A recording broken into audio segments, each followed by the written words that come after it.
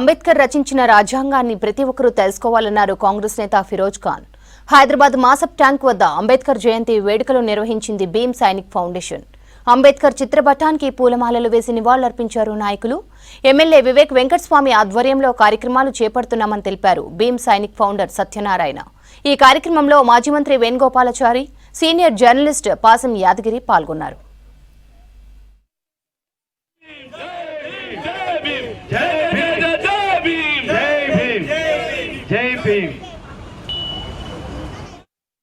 ఈరోజు ప్రపంచవ్యాప్తంగా దేశవ్యాప్తంగా మన ఉమ్మడి రాష్ట్రాల్లో 134వ అంబేద్కర్ జయంతిని ఘనంగా జరుపుకుంటున్నాం. ఈరోజు అన్ని కార్యక్రమాల్లాగా ఈ కార్యక్రమం కూడా ఒక పండుగ వాతావరణంలో మొన్ననే మరి బంధువులందరూ కూడా ఉగాది, శ్రీరామనవమి ఏ విధంగా చేసుకున్నారో మరి ఈరోజు అంబేద్కర్ గారి జయంతి కూడా పెద్ద ఎత్తున ప్రతి గల్లీ ప్రతి మూలకు కూడా ఈరోజు చేస్తున్న నేపథ్యం. దానిలో భాగంగానే భీమ్ సైనిక్ వారు మరి భీమ్ సైనిక్ ఫౌండేషన్ వారు ఎప్పటిలాగే ప్రతి సంవత్సరం గొప్పగా చేస్తుంటారు.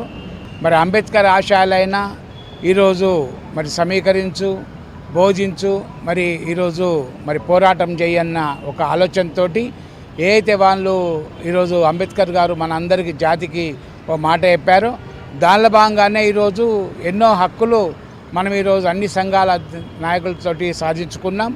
ఈ సాధించుకున్న హక్కులు ముందు కూడా ఉండాలి.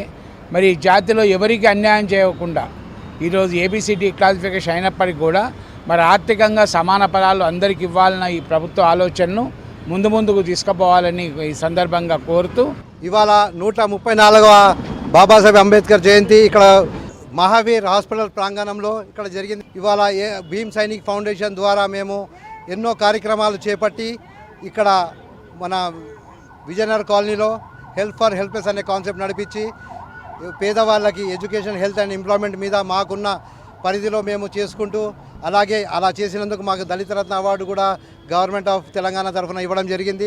4 అమలు చేయించుకోవాలంటే జనానికి అందరికీ చైతన్యం కలిగించాలి.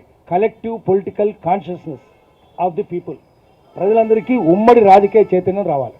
రెండవది ప్రజలందరి మధ్యన బ్రదర్హుడ్ రావాలి, భాయిచారా రావాలి. ఎవరికి ఏ ఆపద వచ్చినా అక్కడ పోయి మనం నిలబడాలి. అది ఆ సాలిడారిటీ లేదు.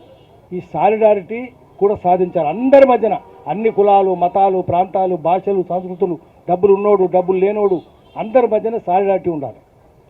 ఈ రెండు సాధించుకుంటే వాడు ఆటోమేటిక్గా వెళ్ళిపోతారు. వాడు దేశంలో కార్పొరేట్ కంపెనీలు ఉన్నాయి, వాళ్ళ చేతిలో రాజకీయ నాయకులు ఉన్నారు, ప్రజలకు ఎక్కడ హక్కులు వస్తలేవు. అందుకని మనం ఉన్నట్టు చెప్పాలి. చదువు రానోళ్ళు మంచిగా ఉన్నారు.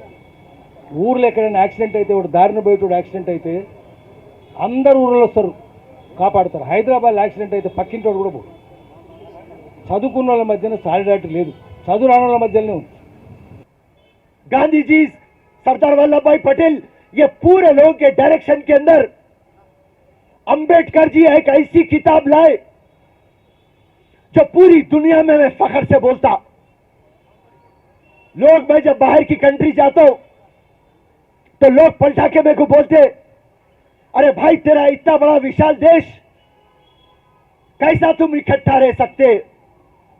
तो मैं पलटा के बोलता, अमेरिका अगर से चांद है, रशिया अगर से सूरज है, इटली, जर्मनी, फ्रांस अगर से तारे हैं, तो ये मेरा देश हिंदुस्तान जो आपका देश है, इस पे लिखी हुई किताब हमारी कॉन्स्टिट्यूशन रेनबो है, रेनबो। सूरज को कितनी देर देखते मां? 5 सेकंड, 2 सेकंड। चांद को कितनी देर देखते आप? 1 मिनट, 2 मिनट। तारों को कितनी देर देखते आप? 5 मिनट, 10 मिनट। मगर जब रेनबो आता तो आपकी नजर इससे हटती। वो है हमारा कॉन्स्टिट्यूशन साहब।